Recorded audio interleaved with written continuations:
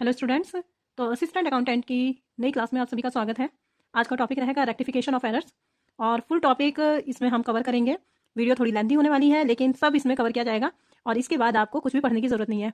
एक बात और मैं बता दूँ, ये जो आपकी ये वाली वीडियो है रेक्टिफिकेशन ऑफ एरर्स की, इस टॉपिक को पढ़ने के बाद, इस वीडियो को देखने के बाद, चाहे वो क्लास 11th का स्टूडेंट है, चाहे बीकॉम का स्टूडेंट है और चाहे असिस्टेंट अकाउंटेंट किसी भी स्टेट का हो, उसको कुछ भी देखने की जरूरत नहीं पड़ेगी। एक काम और आप करना, जब आप इस वीडियो को अच्छे से कवर कर लेंगे तो जो भी इसके बारे में आपको क्वेश्चन आंसर मिलते हैं वहाँ पर यूट्यूब पर, वो आप ज़रूर लगा के देखना और आप देखेंगे कि आप बहुत सारे क्वेश्चन सॉल्व कर पा रहे हैं। तो चलिए स्टार्ट करते हैं टॉपिक। तो टॉपिक का नाम है रेक्टिफिकेशन ऑफ एरर्स। तो सभी जानते हैं अशुद्धियों का सुधार करना, इसको बोला जाता है रेक्टिफिकेशन। अच्छा, गलतियाँ हो कैसे जाती हैं? गलतियाँ बहुत तरीके से हो जाती हैं। कभी आपने कैपिटल को रेवेन्यू लिख दिया, कभी आपने कुछ और गलती कर दी, कभी अमाउंट गलत हो गई। तो इस तरह से बहुत सारी गलतियाँ हो जाती हैं और उनका सुधार करना ही क्या होता है? Rectification of errors. देखिए क्या लिखा है, टू एरर इज ह्यूमन। गलतियां करना मनुष्य का स्वभाव है। हमें सभी को पता है कि गलतियां हम इंसानों से ही होती हैं और उसे करेक्ट भी हमें ही करना है।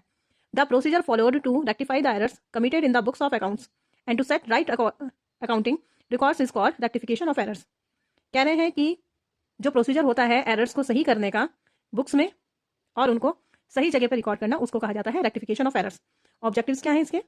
To keep and prepare right accounting records, ताकि हम क्या कर सकें, हम बिल्कुल सही अकाउंटिंग रिकॉर्ड्स रख सकें, हम सही लाभ हानि जान सकें और बिल्कुल सही और सच्चा फाइनेंशियल पोजीशन हमें पता लग सके। अब देखिए classification of rectification of errors का क्या है, किस किस तरह से इसको क्लासीफाई किया जा सकता है। Before preparing trial balance, trial balance बनाने से पहले। After preparing trial balance, trial balance बनाने के बाद। आफ्टर प्रिपेयरिंग बैलेंस शीट, जब बैलेंस शीट बन जाती है उसके बाद। तो मैं आपको ये बता दूं कि इसमें जो ज़्यादा इंपॉर्टेंट है वो है बिफोर प्रिपेयरिंग ट्रायल बैलेंस। बाकी का भी हम करेंगे, मैं आपको फुल टॉपिक करवाने वाली हूँ, ये मैंने आपको बता दिया, इसलिए बिल्कुल भी परेशान होने की ज़रूरत नहीं है। ये सब करने से पहले हम पहले एक बार टाइप्स ऑफ एरर्स देख लेते हैं, यानी कि एरर्स का क्लासिफिकेशन। तो सबसे पहले होती है एरर्स ऑफ ओमिशन, जिसको ओमिशन का क्या मीनिंग होता है? भूल जाना। देखो कई बार क्या होता है कि या तो हम कंप्लीट ही भूल गए या फिर हम पार्शियली भूल गए। एक तो ये बात हो गई कि हम बिल्कुल ही भूल गए, कुछ लिखा ही नहीं है, तो ऐसी कंडीशन में तो ट्रायल बैलेंस मैच हो जाएगा। लेकिन अगर हम पार्शियली भूले हैं, यानी कि हमने एक तरफ लिख दिया और एक तरफ नहीं लिखा, तो क्या हो जाएगा? आपका ट्रायल बैलेंस मैच नहीं करेगा। ये क्वेश्चंस बड़े इंपॉर्टेंट होते हैं कि कब ट्रायल बैलेंस मैच होता है और कब नहीं होता। तो ध्यान रखना, जब तो हम बिल्कुल ही पूरी तरह से भूल गए तब तो ट्रायल बैलेंस मैच हो जाएगा, लेकिन अगर हम थोड़ा भूले हैं और थोड़ा लिख दिया है तो ऐसी कंडीशन में ट्रायल बैलेंस मैच नहीं होता। सेकंड होती है एरर्स ऑफ कमीशन। ये किस तरह की गलतियां होती हैं? जैसे रिकॉर्डिंग करने पर, कास्टिंग करने पर, कैरिंग फॉरवर्ड करने पर, पोस्टिंग करने पर। इसमें क्या होता है, इसमें कुछ एंट्रीज में तो का तो इफेक्ट पड़ता है ट्रायल बैलेंस पर और कुछ का नहीं पड़ता। कैसा नहीं पड़ता, ये अभी टेंशन मत लेना, अभी जब आप एंट्री करेंगे, अभी मैं जब पूरा टॉपिक करवा दूंगी आपको तो आपको पूरे अच्छे से समझ में आ जाएगा। इसके बाद होती है आपकी एरर्स ऑफ प्रिंसिपल। इसमें क्या होता है? कॉन्ट्रावेंशन ऑफ अकाउंटिंग प्रिंसिपल्स, यानी कि आपने जो इसके सिद्धांत होते हैं, क्या डेबिट करना है, क्या क्रेडिट करना है, ये सब आपने क्या कर दिया, इनका उल्लंघन कर दिया, इनको क्या कर दिया, कॉन्ट्रावेंशन कर दिया इनका। तब ये वाली गलतियां होती हैं। लेकिन इसमें ट्रायल बैलेंस आपका मैच हो जाता है। आपने रेवेन्यू को कैपिटल लिख दिया, कैपिटल को रेवेन्यू लिख दिया, डिफरेंस कुछ नहीं होगा, इसलिए आपका ट्रायल बैलेंस क्या होगा, मैच हो जाएगा। लेकिन ये क्या होती है, सिद्धांतिक गलतियां होती हैं, होनी नहीं चाहिए, लेकिन अगर हो भी गई तो इसमें ट्रायल बैलेंस आपका मैच हो जाएगा और आपको ये गलतियां पकड़ में नहीं आएंगी। इसके अलावा एक तरह की एंट्री होती है आपकी कंपनसेटिंग एरर, यानी कि एक जो एंट्री होती है वो दूसरी एंट्री के इफेक्ट को खत्म कर देती है। नलिफाइड बाय अनदर एरर, दूसरी वाली गलती से क्या हो गया, पहली वाली गलती नील हो गई। तो ऐसी कंडीशन में भी ट्रायल बैलेंस मैच हो जाता है, क्योंकि जो गलती हुई थी उनका क्या हो गया, कंपनसेट हो गया, तो फर्क कुछ पड़ा नहीं। ध्यान करेंगे, एक होता है वन साइडेड एरर और एक होती है टू साइडेड एरर।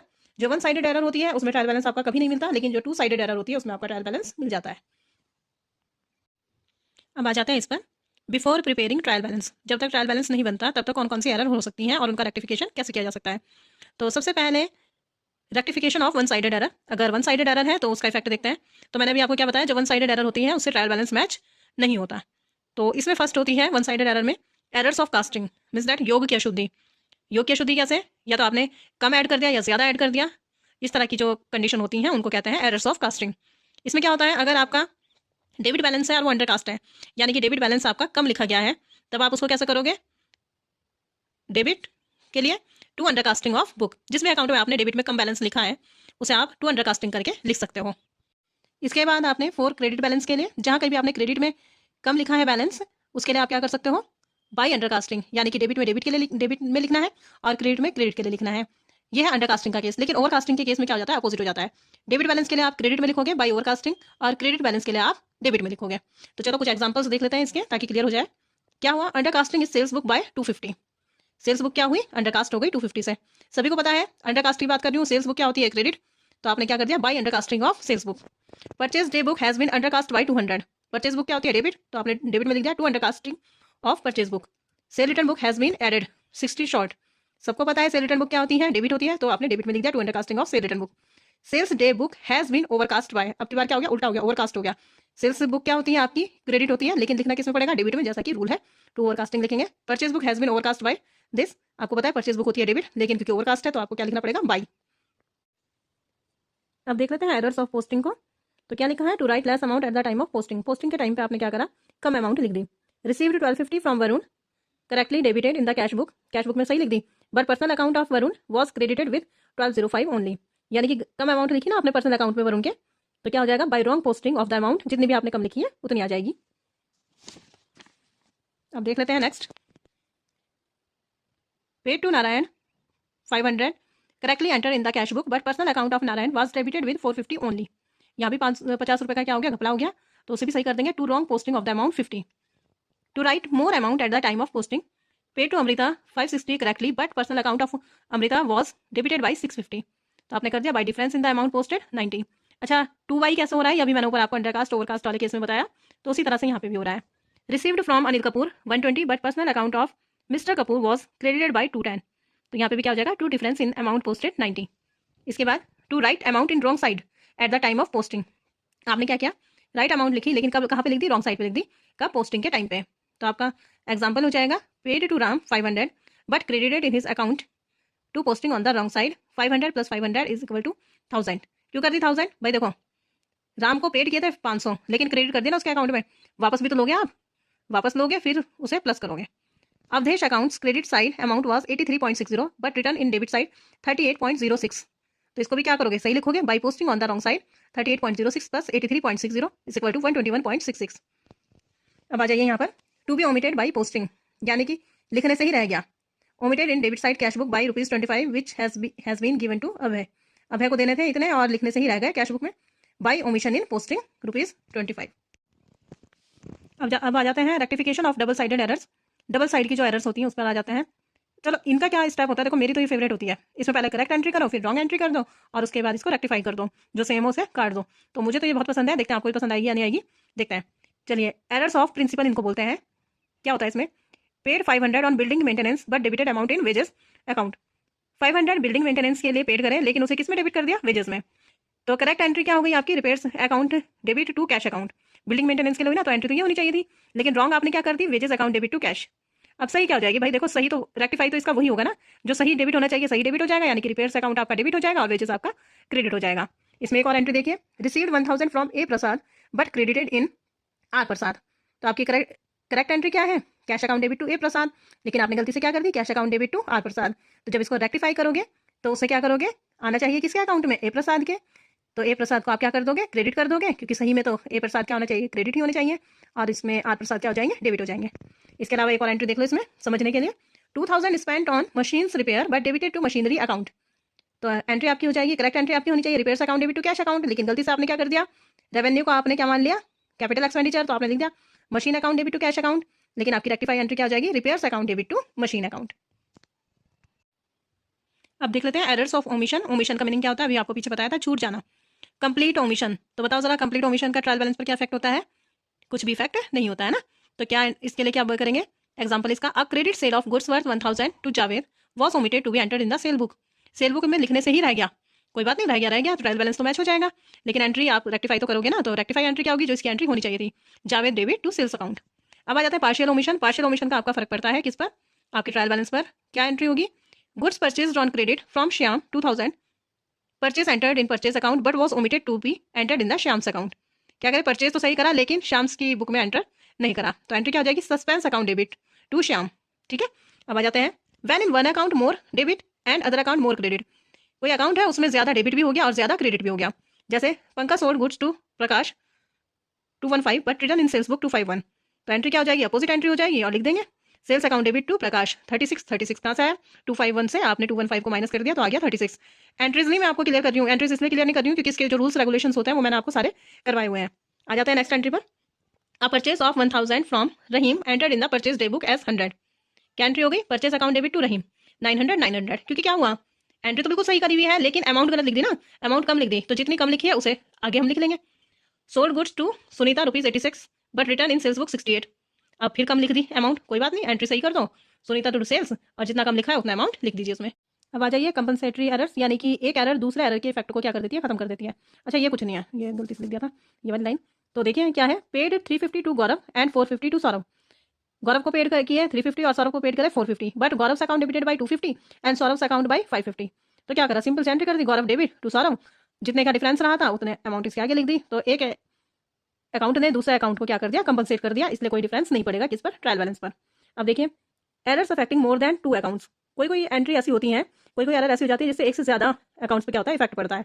कैसी एंट्रीज होती है, purchase goods from Satyam but return in sales account. लो भाई, परचेज क्या सत्यम से, सत्यम और परचेज पे जो इफेक्ट पड़ा और लिख दिया उसे गलती से किसमें, सेल्स अकाउंट में। तो एंट्री क्या हो जाएगी आपकी, देखो करेक्ट एंट्री करोगे पहले, परचेज अकाउंट डेबिट टू सत्यम, फिर उसके बाद आप रॉन्ग एंट्री कर दोगे सत्यम टू सेल्स, और उसके बाद उसे रेक्टिफाई कर दोगे, purchase account debit sales account debit to Satyam. ठीक है, इसके बाद आ जाता है rectification after preparing trial balance. कोई टेंशन नहीं है, बहुत ईजी है समझना, देखो इसे बहुत अच्छे से समझ लो। डेबिट साइड और credit side of trial balance, whichever is less than there will be suspense account.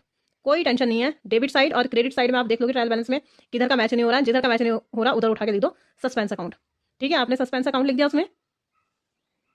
हाँ तो बात कर रहे थे किसकी, जब प्रिपेयर हो जाता है ट्रायल बैलेंस तो कैसा होता है, डेबिट बैलेंस और क्रेडिट बैलेंस करा ट्रायल बैलेंस का, और जिधर भी कम है बैलेंस उधर लिख दिया सस्पेंस अकाउंट।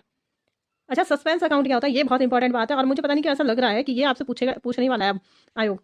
तो सस्पेंस अकाउंट होता है अनफिक्स्ड अकाउंट, ध्यान रखना, ना रियल अकाउंट ना कुछ, क्या होता है अनफिक्स्ड अकाउंट। क्या लिखा है, if in debit balance debit suspense account then it shown in asset side of balance sheet. अगर आपका सस्पेंस अकाउंट क्या होता है, डेबिट होता है तो उसको किस में शो करेंगे, बैलेंस शीट के एसेट साइड, और अगर क्रेडिट होता है तो उसको किस में शो करेंगे, लाइबिलिटीज के बैलेंस शीट में। अब देखिए when all the errors are located and rectified the suspense account stand disposed of. अगर ऐसा करने के बाद, सस्पेंस अकाउंट बनाने के बाद आपको पता चल जाता है कि क्या एरर हुई थी क्या नहीं हुई थी, आप उसको सही कर देते हो, तो आप सस्पेंस अकाउंट को क्या कर दोगे, क्लोज कर दोगे, कोई उसकी नीड नहीं है। ये हो गया आपका लास्ट पॉइंट। और देखो लंबी हो रही है, लेंथी जरूर हो रही है ये वीडियो, लेकिन जब आप रिवीजन करेंगे, जब आप इसको पढ़ेंगे ना, तो आपको मजा आ जाएगा कि सब कुछ एक ही वीडियो में मिल गया, आप कहीं और नहीं जाना है। तो इसे बार बार देख लेना, मैं सही में आपको बता रही हूँ, ऐसा मत करना कि एक बार देख लिया समझ में नहीं आया अब तो हम देखेंगे नहीं, बार बार देख लेना प्लीज। तो आ जाते हैं rectification of errors after preparing final accounts. जब फाइनल अकाउंट्स बन जाते हैं उसके बाद रेक्टिफाई कैसे करोगे। तो नॉमिनल अकाउंट के लिए तो क्या होता है, profit and loss adjustment account open हो जाता है, और इसका जो बैलेंस होता है उसको ट्रांसफर कर देते हैं कैपिटल अकाउंट में। कैसे होता है कैसे नहीं, कैसे क्वेश्चंस करने हैं, क्वेश्चंस नहीं आते आपके एग्जाम में, यही स्टेटमेंट्स आते हैं, इन्हीं में आपसे पूछा जाता है ऑब्जेक्टिव बनाकर इनका, इसलिए आपको ज़्यादा टेंशन लेने की जरूरत नहीं है। लेकिन फिर भी अगर आपके पास बुक है तो इस वीडियो को देखने के बाद एक बार आप बुक से पढ़ लेना और फिर आपका काम हो जाएगा। अब आ जाते हैं effects of errors on final accounts. Final account पर इसका क्या क्या इफेक्ट पड़ता है। अगर वो रिलेटेड है पर्सनल अकाउंट से तो आपका इफेक्ट किस पे पड़ेगा, डेटर्स और क्रेडिटर्स पर पड़ेगा। अगर रियल अकाउंट से रिलेटेड है तो एसेट्स और लाइबिलिटीज पे पड़ेगा, जबकि अगर नॉमिनल अकाउंट से रिलेटेड है तो trading account and PNL account पे पड़ेगा। तो अगर आप ज़्यादा नहीं सोचेंगे तो आपको पता भी चल जाएगा पर्सनल अकाउंट किससे रिलेटेड होता है, डेटर्स और क्रेडिटर से, तो वहाँ पे पड़ेगा। रियल अकाउंट किससे होता है रिलेटेड, एसेट्स लाइबिलिटीज से, वहाँ पर इफेक्ट पड़ेगा। नॉमिनल अकाउंट किससे रिलेटेड होता है, ट्रेडिंग एंड पीएनएल से, तो उस पर इफेक्ट पड़ेगा। If any nominal account is debit and suspense account credit due to rectifying, then profit will be less. And if nominal account credit and suspense account debit, then profit will be more and also affected balance sheet. Last point बहुत अच्छे से इसका ध्यान कर लो कि अगर nominal account कोई भी है वो डेबिट हो रहा है और सस्पेंस अकाउंट क्रेडिट हो रहा है, तब आपका प्रॉफिट क्या रह जाएगा, कम हो जाएगा। लेकिन अगर नॉमिनल अकाउंट क्रेडिट हो रहा है और सस्पेंस अकाउंट आपका डेबिट हो रहा है तो आपका प्रॉफिट क्या होगा, ज्यादा होगा, और ये इफेक्ट भी डालेगा किस पर, बैलेंस शीट में। वो तो दोनों केस में डालेगा इफेक्ट। ठीक है, तो ये आपका ट्रायल बैलेंस, ये रेक्टिफिकेशन ऑफ एरर्स आपका कंप्लीट हुआ। इसमें बहुत अच्छे से देख लेना भाई, वीडियो को शेयर कर देना प्लीज़, और चैनल को सब्सक्राइब कर लेना ताकि आपको ऐसी एक ही वीडियो में आपको सब कुछ मिल जाए और आपको कहीं भी किसी चीज़ के लिए ना देखनी पड़े कोई दूसरी वीडियो भी। हाँ, क्वेश्चन आंसर लगाने के लिए आप जरूर देखिए यूट्यूब पर, जितनी भी आपको इससे रेक्टिफिकेशन ऑफ एरर से रिलेटेड आपको क्वेश्चन आंसर मिलता है जरूर उनको पुट करिए, और मैं डेफिनेटली आपको बता रही हूँ कि आपका काम बन जाएगा इससे। तो बार बार देख लेना इसे वीडियो को। अगर कुछ ऐसा कंसेप्ट लग रहा है कि क्लियर नहीं हो रहा है तो आप कमेंट बॉक्स में लिख देना, मैं उसको जस्टिफाई कर दूंगी। तो ठीक है, फिर मिलता है नेक्स्ट वीडियो में, तब तक के लिए bye bye, take care, all the best.